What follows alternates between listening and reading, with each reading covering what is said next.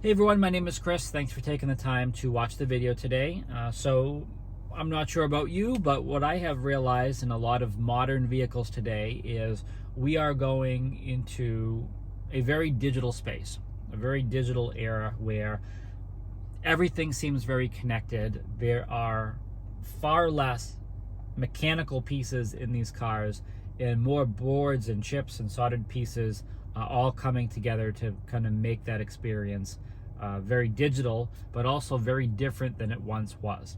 And a lot of times what we have in our newer vehicles that have these sophisticated operating systems is glitches, just like you would on your smartphone or your tablet or computer, because that's essentially what these cars are now.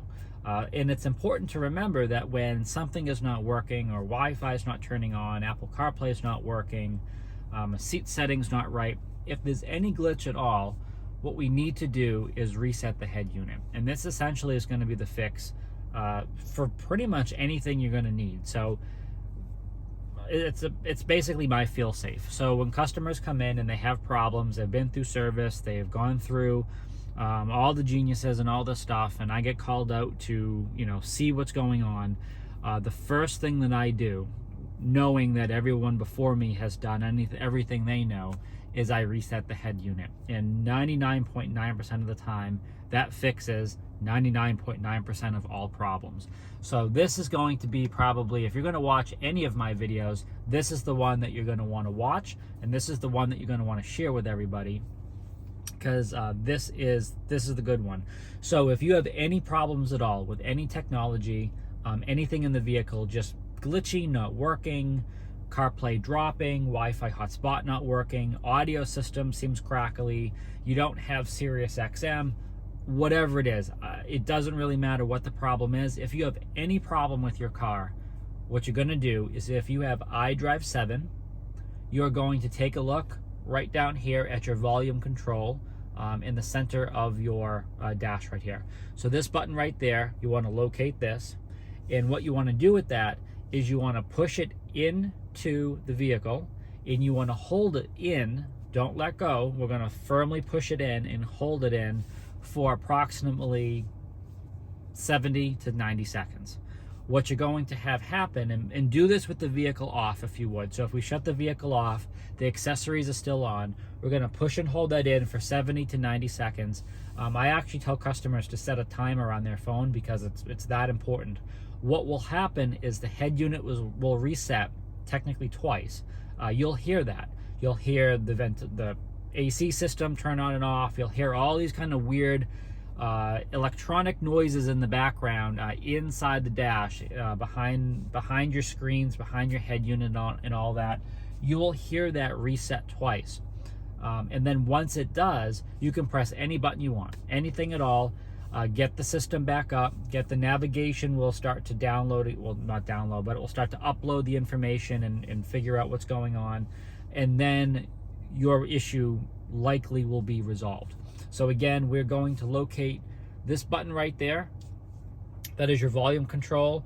Pushing that in once, that is how you would mute your audio system, but we're going to push in and hold this for about 70 to 90 seconds. Set that timer. If you do it for 28 seconds or something like that, it's not enough. It has to be held in longer. So make sure the timer is going. I know that sounds crazy because you're going to be sitting there, in the car, and nothing's going to be happening. And for the first 30 seconds, it's going to be kind of weird. I'm not going to lie to you. The screens will go black. Nothing's going to appear to be happening. But once you get close to that minute mark, you're going to start to see, well, not see, but you're going to start to hear things happening in the vehicle, and that's how you know it's rebooting the system. And I mean, it works. It saved me pretty much every day that I've worked here, and I've worked here for many, many years. So if you have iDrive 7, that is what you're going to do. If you have anything before that, iDrive 6, iDrive 5, whatever we're calling comes before iDrive 5. I don't think we officially have a name for it. We'll call it iDrive 4 with the black screen in the list right up there. What's going to happen is you basically have in that car, similar to this, but it's designed differently, obviously.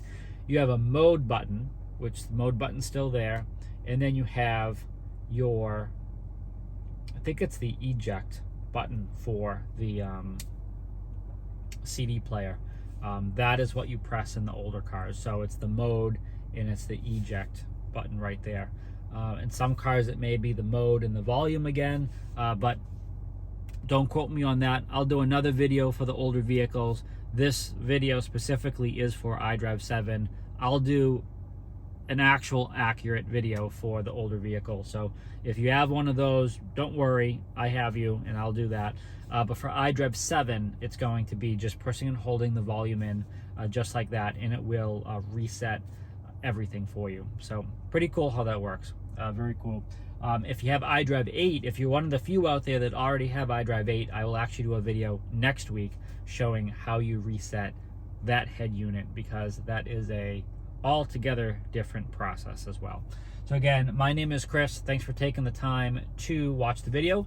Please subscribe so you can always stay up to date with the latest content, and stay healthy and safe out there.